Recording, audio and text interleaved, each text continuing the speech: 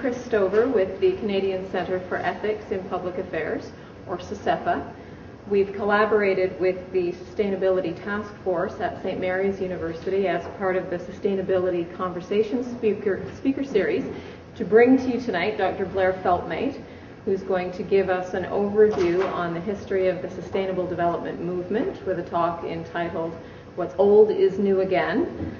Blair is the Director of Sustainable Development for Ontario Power Generation. Formerly, he was Vice President of Sustainable Development for the Bank of Montreal. And prior to that, Blair spent 12 years developing sustainable development programs for multinational corporations.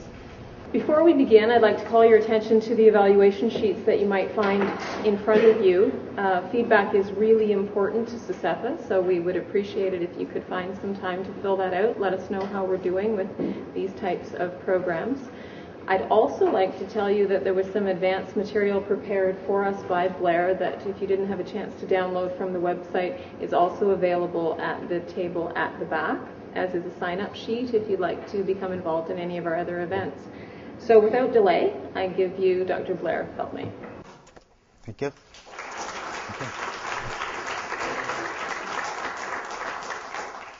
Thank you very much, and I'm certainly pleased to be here this evening, and I want to thank Chris and the Canadian Centre for Ethics and Public Affairs for having me this evening, and also Shelley Price-Finn from St. Mary's University, who is their Executive Director of the Sustainability Task Force. So I thank both of those individuals for having me this evening.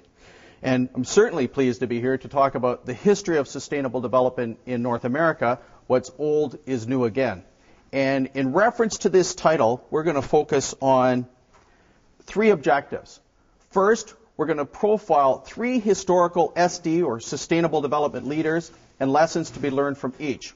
I'm going to talk about the works of, first, George Perkins Marsh, who is considered to be the founder of the modern environmentalism or modern environmentalist movement. Secondly, I'm going to talk about Aldo Leopold, the founder of the conservation movement. Thirdly, I'm going to talk about John Muir, the founder of the modern preservationist movement. Now, I could have talked about anywhere from probably 20 to 25 to 30 people tonight, but I picked these three individuals because I thought their contributions in the fields recognized here were particularly outstanding. But that's not to diminish the fact that there are other people we could have talked about. But within the context of the time frame we have available, we can't talk about everybody. In reference to point number one and moving into point number two, I want to illustrate that many sustainable development environmental issues that today many people consider to be relatively new or contemporary in origin, they're really old problems that have been well documented with a strong base of empirical evidence based on the works of the three individuals we're going to profile and others. So specifically, or for example, issues pertaining to tragedy of the commons, climate change, ecological economics, chaos theory applied to food web dynamics. These issues that today many people consider to be new in origin are really old issues that these individuals we're going to talk about in tremendous detail, and other issues like those four. And finally, point number three, I hope to demonstrate why we must understand the history of sustainable development. Why is the study of history important? And I'm going to draw specifically on one example regarding how, in my work over the last 18 years or so, where I've dealt with the capital markets and helping corporations to operationalize sustainable development, where I've drawn on the lessons of history, the lessons drawn from these individuals we're going to review tonight, where I've applied lessons learned from them to my work to bring sustainable development to the capital markets. So that's the direction we're heading. Now, I've used the term sustainable development probably 6 times in the last couple of minutes, in the last 2 or 3 minutes. And my guess is for many people here, you know what the term sustainable development means. But just in case you're not familiar with it, let's just briefly review it. For organizations that are committed to sustainable development, and that could be a corporation, a government operation, a university, for organizations committed to sustainable development, they're committed to working in such a way as to minimize the environmental footprint of their operations while simultaneously working to bring value add to the communities in which they operate from both an economic and a social perspective. So organizations committed to sustainable development are committed to best practices in each of these three areas functioning as an integrated whole. Quite often, you'll hear people use the term sustainable development. They'll treat it as a synonym for environment, and that's wrong. The term sustainable development is more encompassing than its environmental antecedent or its environmental roots. So when we talk about sustainable development, we're talking about best practices in each of these three areas. What might those practices look like? And just flying at 60,000 feet, in the environmental dimension of sustainable development, organizations will work to minimize the overall environmental footprint of their operations. How might they do that? They will do it, for example, through maximizing operating efficiency. They may produce less waste per unit of productivity, consume less electricity per unit of productivity, consume less water per unit of productivity. So they maximize efficiency to minimize their environmental footprint. In the economic dimension of sustainable development, companies want to ensure that the communities in which they operate in, wherever the organization may operate throughout the world, that they share in the wealth of that operation to a greater extent than would have occurred if the company or organization wasn't committed to sustainable development. So they want a greater proportion of wealth generated locally to remain local, to benefit local peoples. How might they do that? Well, they might do it, for example, through local employment and procurement efforts. And finally, in the social dimension of sustainable development, companies want to ensure that they operate with a strong sense of cultural sensitivity in the communities in which they operate. They want to work to improve the quality of life and standard of living in communities in such a way that is acceptable to the members of that community, that it makes sense. They will work to maintain an open dialogue with the members of communities. So overall, when we're talking about organizations committed to sustainable development, we're talking about best practices in each of these three areas. When we talk about the three historical leaders that we're going to focus on, you'll see where a lot of their work certainly focused on best practices in each of the three areas of sustainable development, but probably disproportionately so it was focused in the environmental dimension. And now, before turning to those three individuals, I just want to make one or two more points. One of my broad observations in reference to the history of sustainable development is as follows. First, SD practitioners, in general, I find, are often not familiar with the founders of the discipline. And this is generally not the case in other fields. For example, if you talk to an economist, most economists are familiar with the work, Adam Smith's work, The Wealth of Nations, the historical roots of economics, modern economics. A political scientist would be familiar with Alex de Tocqueville's Democracy in America. Philosophy students will be familiar with Plato's Republic. Law students will be familiar with the work of Oliver Wendell Holmes. But in the area of sustainable development, very often I find that, moving down into point number 2, that SD practitioners often believe that the modern environmentalist movement began with Rachel Carson and her tremendous publication, Silent Spring, which came out in 1962. And the work of Rachel Carson was tremendous and her publication was great. And not taking anything away from that, in my view, Rachel Carson came in towards the end of the modern environmental movement, not at the beginning. So this evening, we're going to focus back before 1962 in the work of Rachel Carson. There was a rich history of environmentalism that existed before her works.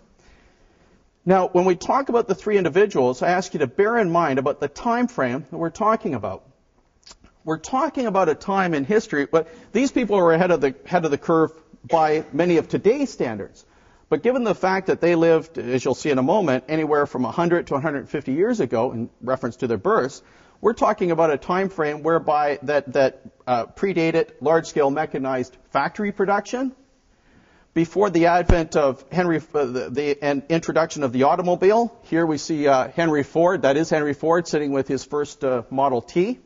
We're talking before we had large-scale petroleum production, such as, for example, has resulted from the birth of oil wells throughout particularly the United States. This is the first, in this picture, this is the first producing oil well in the United States, a picture of it, the Drake well in Pennsylvania, which came into being in 1859. So bear in mind when we're talking about these individuals, the time frame we're talking about and just how much ahead of the curve they were in reference to their thinking.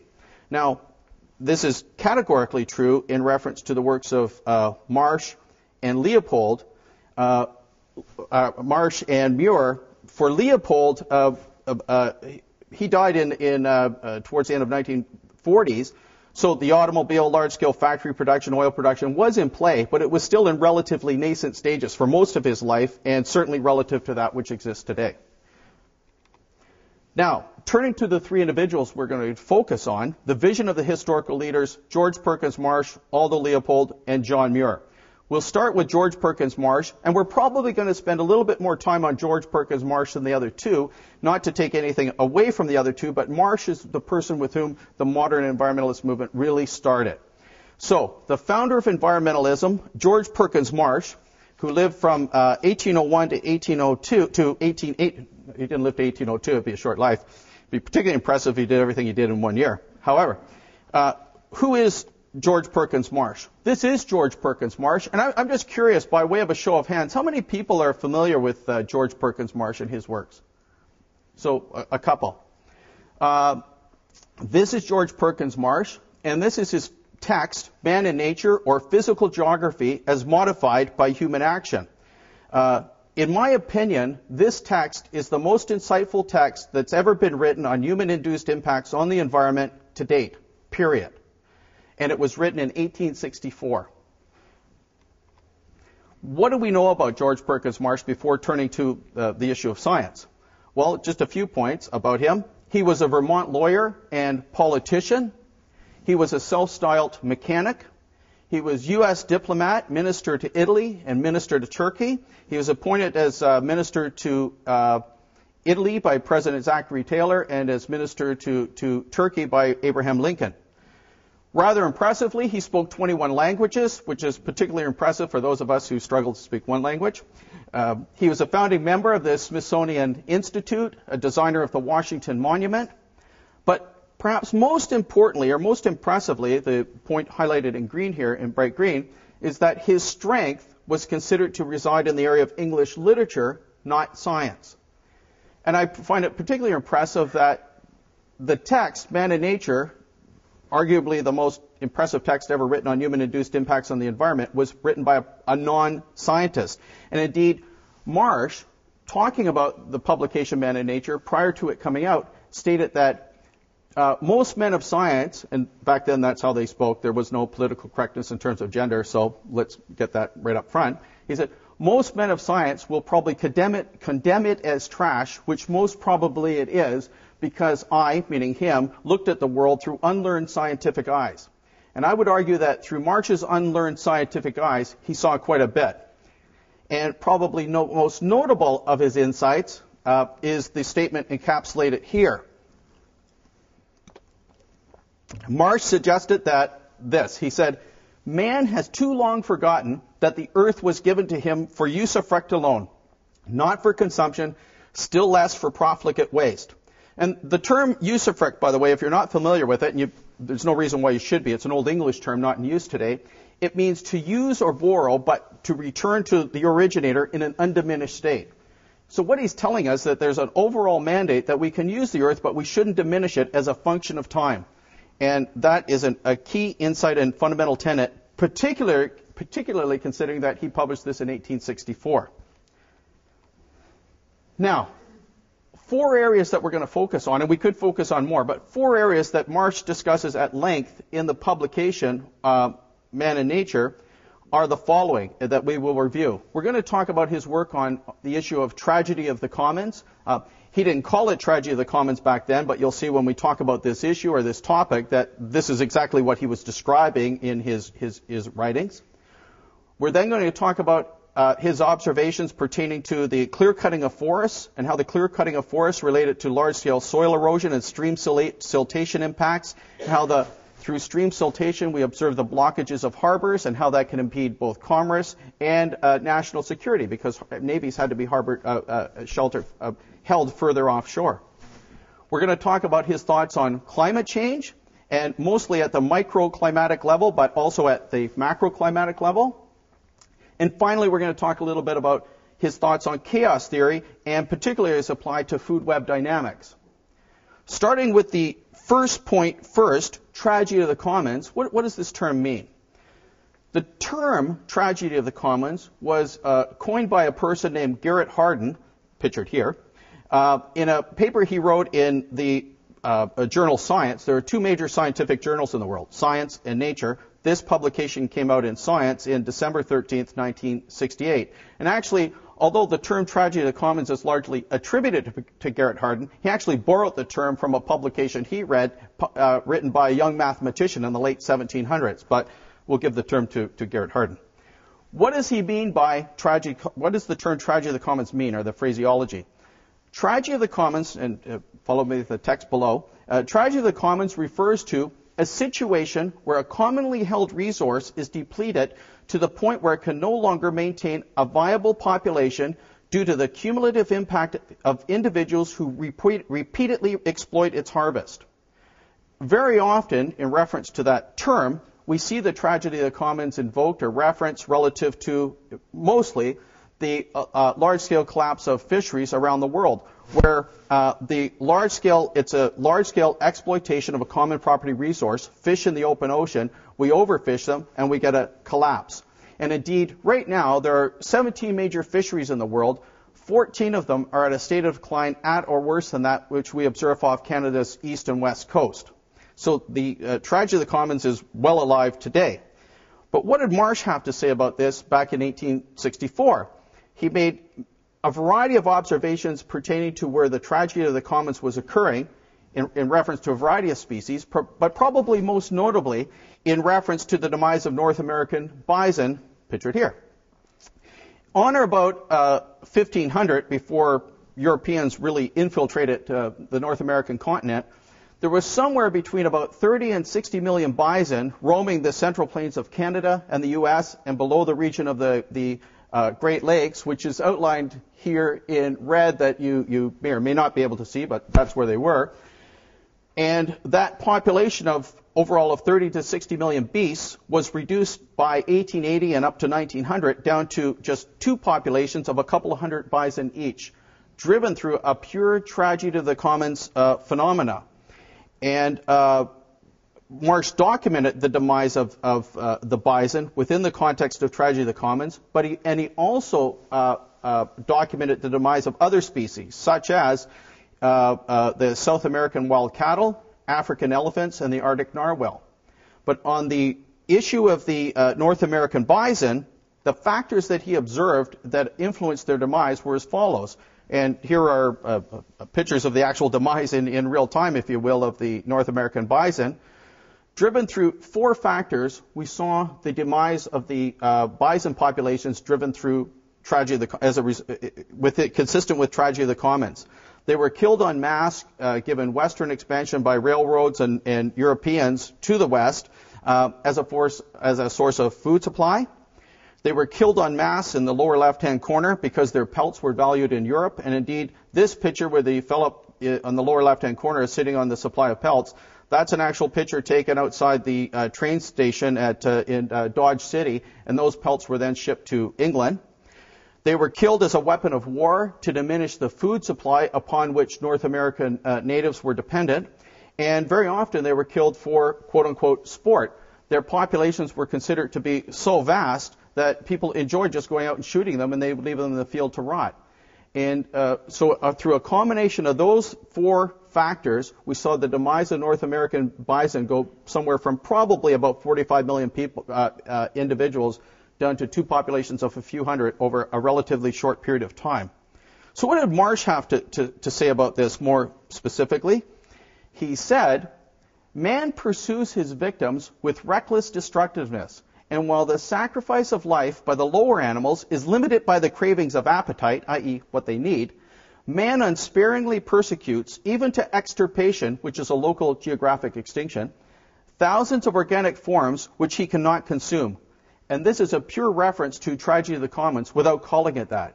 But I think it's safe to argue, given our observations today where tragedy of the commons still occurs, that we really haven't learned much from the time of Marsh. Now I want to move on to talk a little bit about Marsh's observations pertaining to the clear-cutting of forests, soil erosion, and stream siltation impacts. In the event that you haven't seen a clear cut before, on the left-hand side of the screen, this is what a clear cut looks like. You see the large-scale removal of trees, and this, by the way, is in Oregon, in the northwest U.S. You see the large-scale removal of trees from the landscape. Once the trees are removed through precipitation processes, the trees aren't there to prevent erosion anymore. Precipitation is such that it causes soil erosion in the center picture. As a result of soil erosion, the soil leaves the surface of the landscape, enters into waterways, and eventually floats from up here in first-order streams in this area down into fourth-order streams and becomes deposited in the harbors. Marsh talked fairly extensively about this whole process of clear cutting linked to soil erosion and stream siltation impacts, and he did so in reference to his observations. He traveled the world quite a bit. His observations of this phenomena in reference to the Mississippi River, the Amazon River, and the Ganges River. And more specifically, what did he have to say about this? And there's two comments here. And by the way, everything I'm referencing here as quotes is discussed much more fully in his book. So this is a contracted form of the overall discussion that Marsh would have on the topic in the book Man and Nature, supported with a lot of empirical evidence. He said in the top part of the quote, "Man has felled the forest, but had he allowed here and there a belt of woodland to reproduce itself, most of the mischiefs which his reckless destruction has occasioned would have been averted." And you can certainly see on the right-hand side in the picture here, we actually see admonitions, the admonition of Marsh being put into action in the sense that you're looking at an experiment in progress. In this picture here of the forest, work is being done on with patches of different sizes of seed bank retention zones from large to medium to small, and they've left areas of forest intact, and in this case they were studying how forests of different sizes in particular related to creating sufficient habitable habitat for different populations of animals that occur in the forest. In the lower quote, Marsh made the following statement. He said, "Augmented by the sand and gravel of falling banks, the channels of great rivers become unnavigable, their estuaries choke up, and harbors which once sheltered great navies are shoaled by dangerous sandbars." And here he went on to discuss the consequences of this occurrence in reference to how this occurrence would impede commerce, because it was now difficult to get ships in and out of harbors to conduct commerce. And also, as I mentioned earlier, the fact that in reference to navies, you had to harbor the ships of the navies further offshore because they couldn't come in close, which was the desirable place for them to be from the perspective of protection. Now, I want to say a little bit about what Marsh had to say on the subject of climate change and microclimatic impacts. Most of you are probably familiar with the modern-day phenomena of climate change, and just in case you're not, it's a characteristic of atmospheric physics that shortwave radiation from the sun passes relatively unimpeded through our atmosphere and strikes the surface of the Earth without absorption. At the surface of the Earth, heating occurs, and that heat is radiated into the atmosphere in the form of long-wave radiation. And it's a second characteristic of atmospheric physics that long-wave radiation does not pass through our atmosphere as readily as short-wave radiation comes in. It's absorbed by various greenhouse gases in the atmosphere, and hence warming occurs. And today, our challenge is that we're just putting too many greenhouse gases in the atmosphere, and we have overall warming, hence the greenhouse effect. That's the modern-day challenge. Now, for Marsh, as smart as he wasn't smart enough to figure all this stuff out in 1864. But nonetheless, in reference to the topic of climate change, human-induced climate change, he still had very significant insights. Two of his more notable quotes are pictured here, are presented here.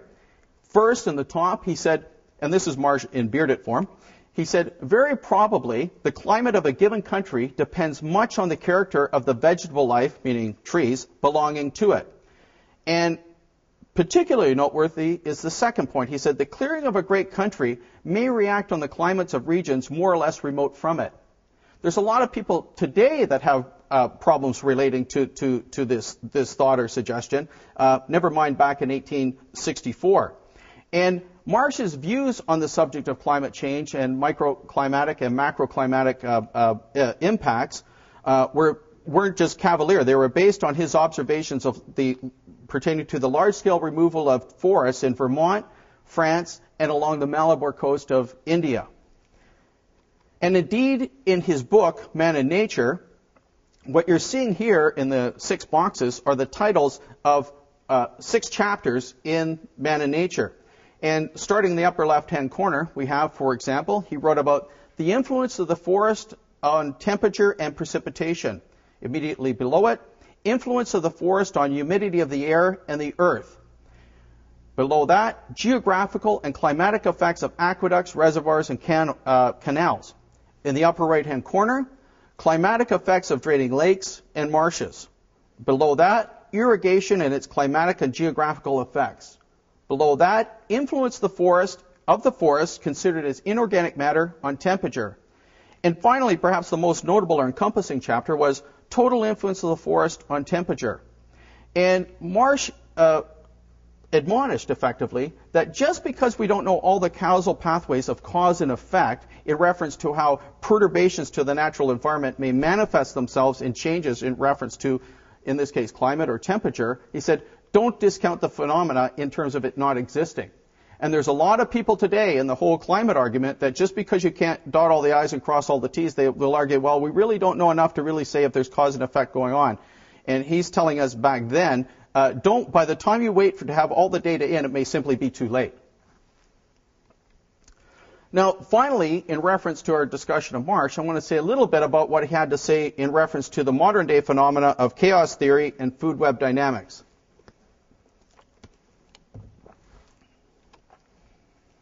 What is chaos? Within the modern context and discussion of chaos, the term was popularized in science by the work of Edward Lorenz, who was a climatologist at the Massachusetts Institute of Technology, or MIT. And he defined chaos as follows. It's the sensitive dependence of a system on initial conditions in which small perturbations may have large effects on the outcome of deterministic interactions. Now, what the heck does that mean? Let me just illustrate by way of example. Let's say you have to take a trip somewhere and fly on a plane. And you start out from your house. And from your house, you have to take a bus to travel to a train station, and the train will then take you to the airport.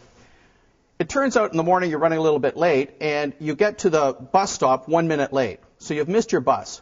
The next bus is coming along 20 minutes later. You get on that bus, but now you arrive at the train station 20 minutes later than you would have otherwise. It turns out now you've missed your train, and the next train is going to be another 4 hours. So you wait the period of 4 hours, you get on the train, you go to the airport, and you find out, you know what, your flight's gone. Now you have to wait 24 hours for another flight. And by the way, to make this example work, you have to assume this is a pretty stupid traveler, right, who just kept going knowing he's not going to make it to his flight. But you have to let me go with the example.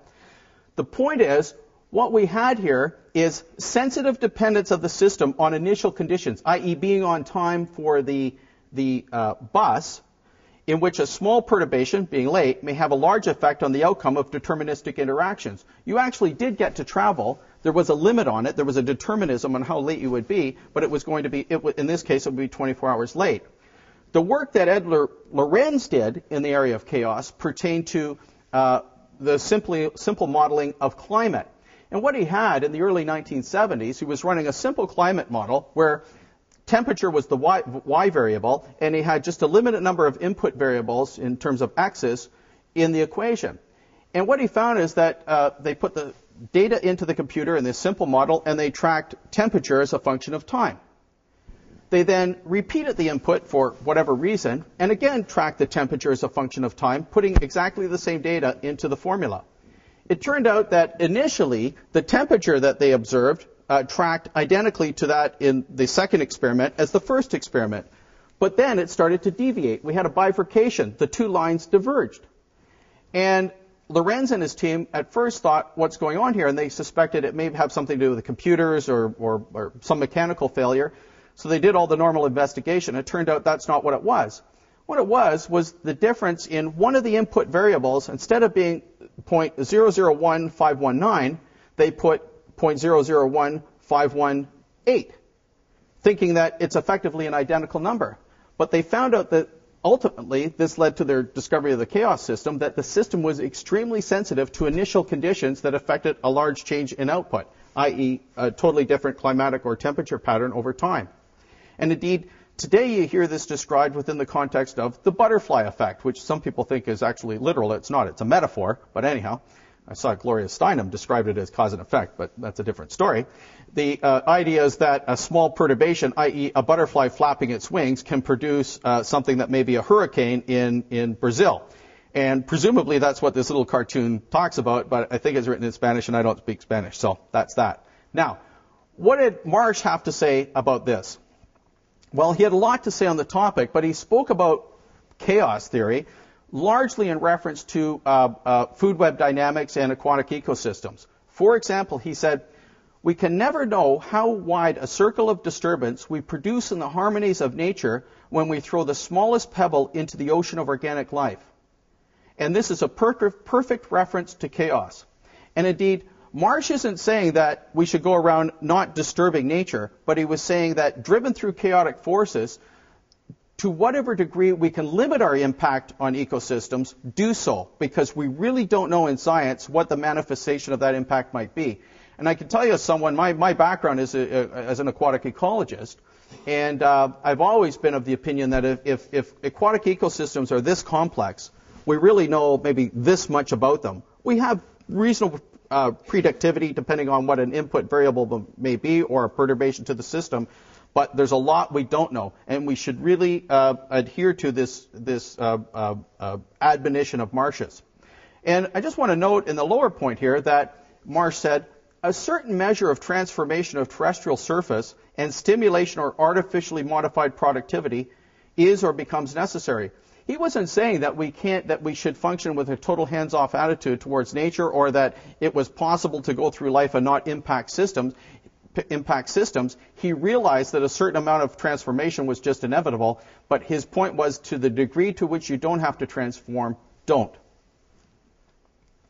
Now, having finished with Marsh, I want to say a little bit about Aldo Leopold, the founder of conservation. And by the way, the difference between conservation and preservation is such that conservation allows for the wise use of resources. For example, let's say you had a national park. A conservationist such as Leopold would allow for the fact that a certain amount of activity might occur within that park. That he might allow for sustainable forestry practices to occur or mining operations to occur done within the context of a sustainable development framework. The preservationist, as you'll see in a few minutes, John Muir, is a much more hands-off attitude. It's basically there will be no development in the park other than perhaps people walking through as tourists. So conservation allows for a little bit more liberal in reference to its use of resources for developmental purposes, or what was called wise use. Now, this is Aldo Leopold, and most famous of his publications that probably some of you are familiar with is the Asand County Almanac, published posthumously. It actually came out a year after his death. He died in 46 or 47, I can't quite remember. It came out a year later. He died helping a neighbor fight a grass fire, and he had a heart attack. But now, what do we know about Aldo Leopold, the founder of the modern conservation movement? Well, upper left-hand corner, in his youth, he engaged in fishing and hunting throughout Iowa. He was a graduate of the Yale School of Forestry, one of the first graduates from the Yale School of Forestry. He was a founder of the Wilderness Society, which came into being in 1935, an incredibly influential organization. He was a professor of game management at the University of Wisconsin. And he published both Asand County Almanac, as we just saw, and in 1933 he published a text called Game Management, which focused on game management and conservation. And indeed, that work is still referenced in conservation courses in universities today. Perhaps most importantly of all his contributions was the fact that Leopold really advised us to view ecosystems holistically.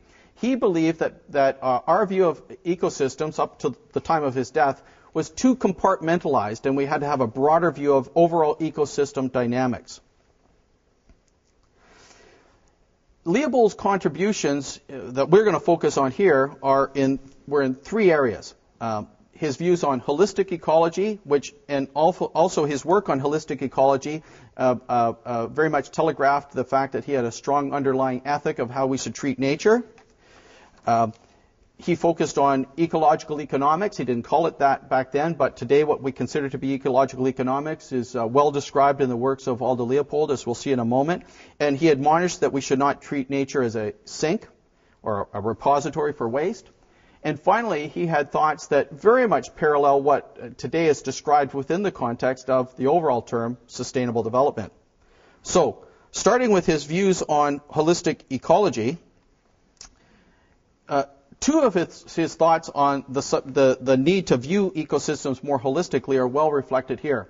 In the top quote, he said, "The biota as a whole is useful, and the biota includes not only plants and animals, but soil and waters as well." And in the quote below, he said, "The timber, water, forage, farm, recreative, game, fish, and aesthetic resources I call the forest. The sole measure of our success is the effect of our efforts on the forest." He made this statement in reference to a class of conservation and forestry students he was teaching in around 1922. And in that quote, you can see where he talked about our commitment to timber and water, just the pure preservation of our conservation of those resources, but he also recognized the wise use of resources. He allowed for farming and recreative uses, and he also allowed for the fact that nature had a right to exist in and of itself for an inherent beauty that we should appreciate, i.e. the aesthetic resource. So his view for the day in particular was particularly prophetic.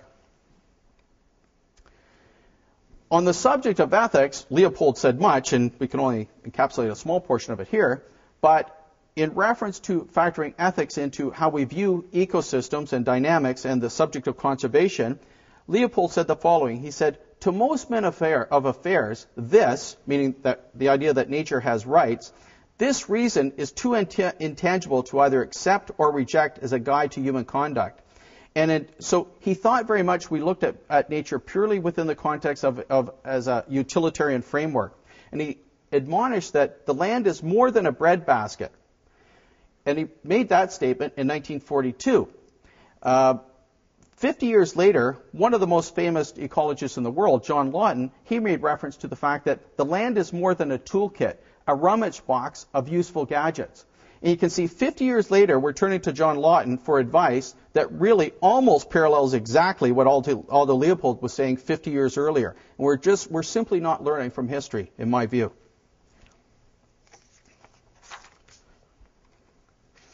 A few thoughts of Leopold's on the subject of ecological economics. Now, to discuss ecological economics, first we have to describe neoclassical economics. Neoclassical economics, in the top portion of the picture, or the frame, assumes that nature has a near infinite capacity to supply raw materials from the left-hand side of the screen and to absorb waste. So for factory or industrial production, nature has an endless supply of input and it can function with an endless supply of ability to absorb waste. That's a fundamental premise of neoclassical economics, that at the time of the formulation of economics, to a large extent it made sense because we were operating so far below carrying capacity of systems. These supplies, both on the input and the output, these capacities did seem infinite. But of course, they're wrong.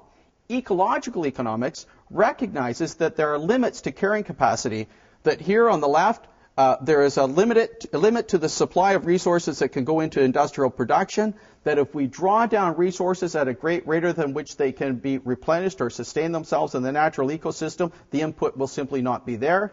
And indeed, on the other end of the equation, if we produce waste at a great rate greater than that which it can be assimilated by nature, we will get excess pollution. Ecological economics recognizes that we have to keep both the input and the output of these systems in sync. And indeed, it's a popular topic today. Probably the person who's popularized the topic of ecological economics most and who's written the most of it on this topic is Herman Daly, who is an ecological economics professor who, for a long time, he was at the University of Louisiana, and now he's moved to the University of Maryland. On the right-hand side of the equation, we're talking about ecological economics today as discussed by the work of the natural step, which some of you people may be familiar with. And the natural step describes ecological economics in another form, or pictorially. They make the point that the economy is an entire subsidiary of the ecosystem. It's a subsidiary corporation, if you will, of the ecosystem, and we have to recognize that to run that economy, there is a limit to the volume of resources that can go into the economy, and there's a limit to the capacity of the ecosphere to absorb waste. And we have to get the system in check, or we have collapse. Now, Leopold recognized the tenets of ecological economics and neoclassical economics back in 1935. So today we treat it as new, but the tenets are there. For example, he said the following. He said, "The economic determinist regards the land as a food factory. Though he sings America with patriotic gusto, he concedes any factory the right to be as ugly as need be, provided only it be efficient." This is a reference to ecological economics. And more succinctly, he said, examples of harmonious land use are the need of the hour. And remember, this is being said back through the 20s and the 30s. And finally, just a few thoughts of Leopold's on the subject of sustainable development. And I defined sustainable development early on. I deliberately didn't mention where the term came from. The term sustainable development was born of this publication, Our Common Future, which was published by the World Commission on Environment and Development. It came out in 1987. The individual who chaired this commission was Madame Brundtland, who at this time was the Prime Minister of Norway, and she then went on to be the director of the World Health Organization. You would have seen her name in the news quite a bit during the tsunami disaster. She's also a medical doctor. In this text, we see the classic definition of sustainable development: to meet the needs of the present without compromising the ability of future generations to meet their own needs, and then a full discussion of what that means, largely within the framework that I presented early on. Now, what did Leopold say that parallels this? He said this. He said, "Does the educated citizen know he is only a cog in an ecological mechanism? If he works with the mechanism, his mental and material wealth will expand, and if he refuses, he will be ground to dust." That's a fairly forthright way of encapsulating sustainable development as applied within a modern context even. And then lastly, we're going to focus on John Muir, the founder of the preservationist movement, or preservation. If you haven't seen him, this is John Muir in a state of reflective repose, if you will. Amongst his other accomplishments, he was the founder of Yosemite National Park, which in eastern California, which perhaps some of you have visited. And what do we know about John Muir, the founder of the modern preservationist movement? Well, we know a few things. He was born on a family homestead in Wisconsin. He botanized in Ontario and Indiana. He was the founder of Yosemite National Park, as I just mentioned. On the left-hand side of the screen at the bottom, he studied science at the University of Wisconsin. And on the lower right, he was the first president of the Sierra Club, which everybody has heard of. Of all his accomplishments, there were many, I think what might be the greatest accomplishment is the fact that in his effort to save something called the Hetch Hetchy Valley from development, and it's probably that effort, the fight to save the Hetch Hetchy Valley from development in the aftermath of the San Francisco earthquake, that effort led to the passage of the National Park Service Act of 1916.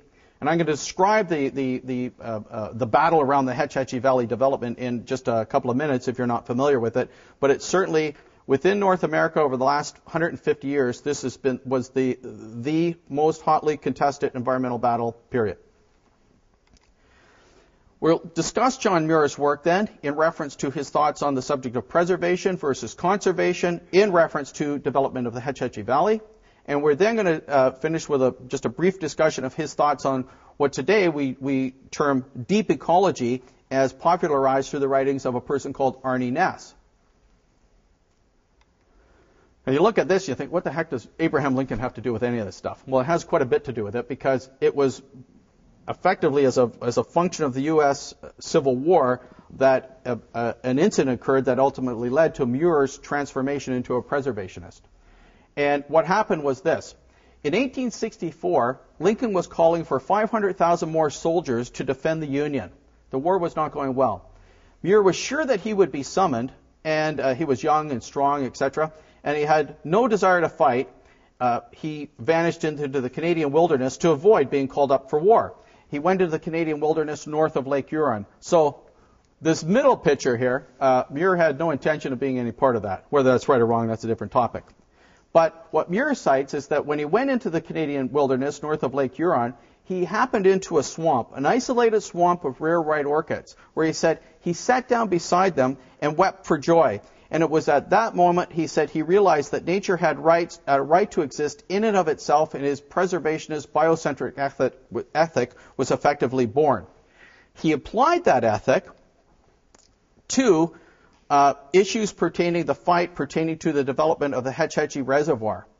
And what happened in the aftermath of the San Francisco earthquake of 1906, the city of San Francisco was pretty much leveled, or almost. And indeed, this is a real picture of the San Francisco City Hall in the aftermath of the 1906 earthquake. As a result of the earthquake, San Francisco was in a position that they wanted to ensure that they had a large-scale supply of fresh water and hydro for the city for ongoing development in the aftermath of the earthquake. And the proposal was made to dam the Hetch Hetchy Valley, in reference to a river that flowed through the Hetch Hetchy Valley in Yosemite National Park, and transport that water by way of aqueduct, that fresh supply of water, from Yosemite National Park, a couple of hundred kilometers, to the city of San Francisco. John Muir was adamantly opposed to that development, and he used any means at his disposal pretty much to fight it. And indeed, the battle over the Hetch Hetchy Valley was such, it lasted about 5 or 6 years.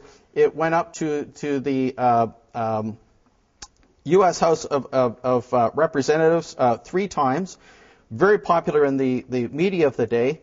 And in opposing it, John Muir tried to bring everything in his power to oppose its development. He said, for example, as well, dam for water tanks the people's cathedrals and churches, for no holier temple has ever been consecrated by the heart of man. And as far as John Muir was concerned, he had to use effectively flowery prose, if you will, to bring the Hetch Hetchy Valley to life, to make it real to people at a time when television, CNN wasn't running then. At the end of the day, Muir lost the battle to save the Hetch Hetchy Valley. And indeed, here you see the Hetch Hetchy Valley before and after development. On the left-hand side, I can't quite see it from where I am, but on the left-hand side of the screen, if you look at these 2 hills here, you'll see the same 2 hills here, or mountaintops here. So we have a before and an after of what the Hetch Hetchy Valley looked like once it was dammed for means of supplying water, a fresh water supply to the city of San Francisco. The question is, was Muir's fight to save the Hetch Hetchy Valley a failure? I think the answer is no. First of all, the fact that there was a fight was significant. There wouldn't have been a battle to save the Hetch Hetchy. It would have occurred automatically had this battle been taken place 20 or 30 years later, or the proposal to dam the Hetch Hetchy. At this time, Teddy Roosevelt was in the White House, and he was a conservationist who gave support to Muir, but obviously not enough. But the fact that a battle even occurred was meaningful, and as a result of this battle, it led to the passage of the National Park Service Act in 1916, which held that the integrity of parks be better secured over time. So the probability of this happening again somewhere else is much lower, given the fact that it occurred once here, and we had the passage of the National Park Service Act. And then finally, a few thoughts on deep ecology and biocentrism. Deep ecology is based on the premise that nature has rights. It's a biocentric versus an anthropocentric view of the world. And this is a position that Muir advocated for, that nature had a right to exist in and of itself. And he tried to animate nature to make it real, to illustrate to people that nature had a right to exist. And the words he would use to express the fact that nature should be treated almost as a collective living entity are well encompassed here. He said, flowers would push up through the moist earth in spring, grasses hang over stream banks and are moved by the running water, and glaciers press their weight on the land, scouring, scraping, and molding the mountains. Muir tried to animate nature to bring it to life, And this is very much reflective of today, what we call deep ecology, which is taught in many universities throughout the world, and people, particularly in the environmental movement, are reasonably familiar with deep ecology. But indeed, it's nothing new. And Marsh was on deep ecology, Muir was in the area of deep ecology pretty much 100 years ago. Now, bringing the discussion back to the three individuals we've considered, Marsh, Leopold, and Muir. Why is it worth studying the history of this topic? And I would argue that we can develop principles of sustainable development based on the lessons of history. We don't have to repeat the mistakes of the past. We can learn from the past, so we simply don't repeat the same mistakes today over and over again. Let's learn from the past. And indeed, just a few principles that we can develop are as follows. And indeed, we can develop a whole list of principles. Matter of fact, I've gone through this work in some detail, and I keep a running list of about 12 to 15 principles that when I'm working with multinational corporations developing their sustainable development programs, I always hold those programs up against these principles, the ones I've taken from the study of the history of the subject, to see if we pass the history test, if you will. Now, just a couple of those principles are presented here. For example, in reference to the issue or topic of tragedy of the commons, the common terminology, in reference to Marsh's work, we can develop the principle of recognize the exhaustibility of resources and ensure that your activities maximize their long-term sustainability. And indeed, this is a principle that we're not living with well today, that's for sure, because tragedy of the commons continues to go on, particularly in reference to fisheries. In the area of carrying capacity, based on the work of Leopold, just one principle alone, live within the carrying capacity of ecosystems. And Leopold's work really focused on this in reference to the issue of resource utilization and waste production that flowed well into the overall topic of ecological economics. Today we're just on the edges of learning about ecological economics as if Leopold's work almost never existed. We can learn from Leopold and apply it today. In the area of biocentrism, we can focus on the works of Muir, recognize the value of all ecosystem components, including the least conspicuous plants and animals. And indeed, we see every day almost that if you're out to secure the long-term integrity or existence of a large impressive animal, a polar bear, the swift fox, and so forth, it's not that difficult to get the public behind you or the Nature Conservancy of Canada behind you and so forth. And that's proper. That's the way it should be. But if you're talking about maintaining the integrity of animals that aren't quite so, if you will, impressive, if we're talking about maintaining the integrity of certain species of phytoplankton, zooplankton, benthic macroinvertebrates, perhaps fish species that are in streams around here that aren't speckled trout, rainbow trout, or brown trout, or in Halifax sea trout, it's much harder to get support for maintaining the integrity of those species through, say, legislation than it is for those that people can really relate to because they're large, furry, and impressive. But that's simply wrong. There's two components. All species have the right to exist based on Muir. And also, by the way, those organisms that are the bottom of the food chain, they form the foundation of that food chain or food dynamic, such that if they disappear, everything on top collapses as well. Now, in closing, I want to talk just briefly about my work in the capital markets over the last few years and how I've taken a lesson from the works of these three individuals, Marsh, Leopold, and Muir. Each one of them, if you study the writings of Marsh, Leopold, and Muir over the course of their lifetimes, their goals never changed. Their goal was always headed towards preservation or conservation or the broad context of sustainable development. But if you examine their writings over time, the arguments presented in their writings with that same goal in mind became increasingly anthropocentrically based or presented. And it's because, as they got older, they realized that people, corporations, and governments were, and or I would argue are, motivated by arguments based on self-interest. Self-interest motivates. So all three of them tended very often to hide their biocentrism or their biocentric view of the world, and they looked at the world through anthropocentric eyes, or at least that's how they presented it in terms of arguments.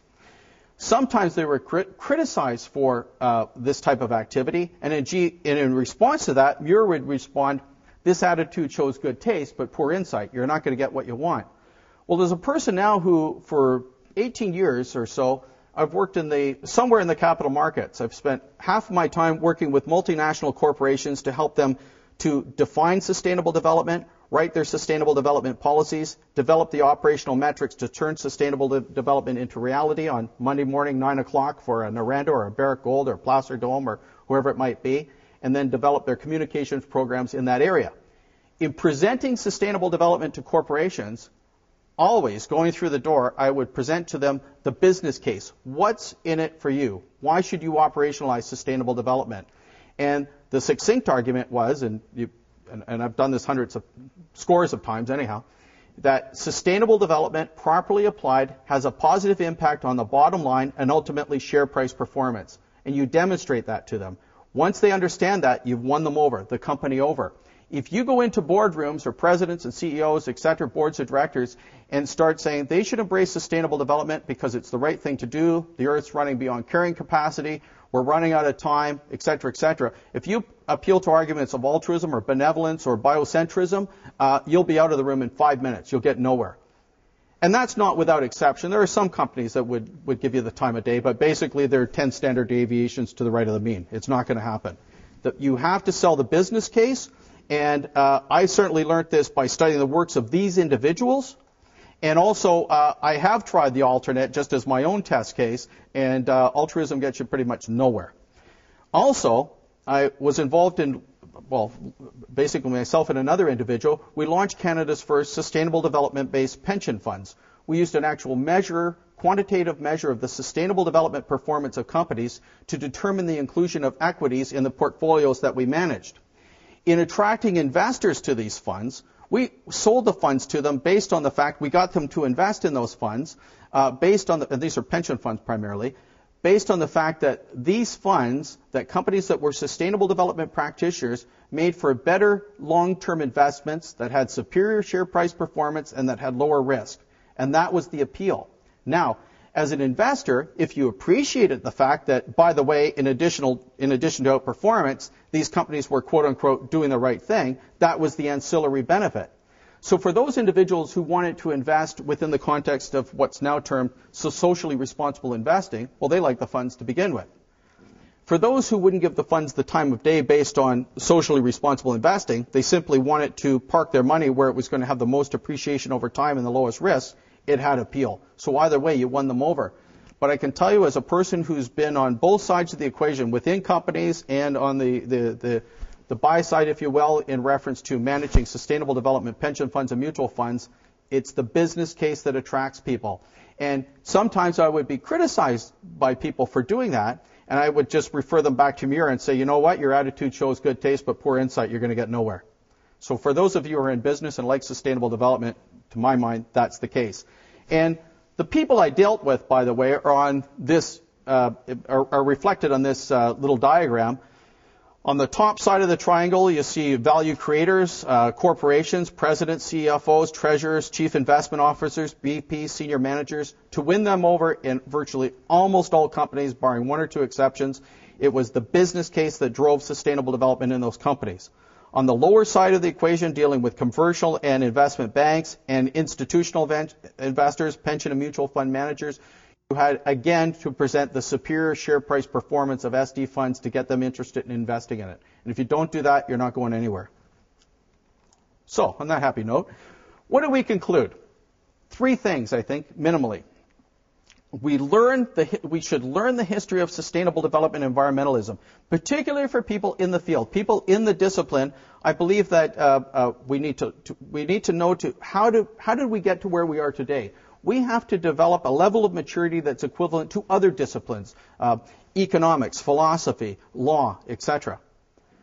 2, many lessons of history can be applied to the present. This isn't just a pure academic exercise, although to my mind that's justified in and of itself. There's a lot that we can learn from history that we can apply to the present.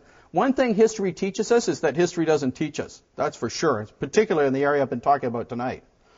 Number 3, we shouldn't discount the sustainable development or environmentalism in difficult times. And indeed, right now, one of my worries is that with the recent downturn in the capital markets, that companies that were sort of in the ambivalent zone of embracing sustainable development, they may back away from it as something that they see as discretionary spending or a nice to do, that they're now going to, they will now remove or cut their programs in this area. And that's why it was so important prior to this downturn in the markets to explain to companies and make sure they understood that the business case, that this is simply good and smart business properly applied, independent of what's happening at a particular time. We want to keep them on board.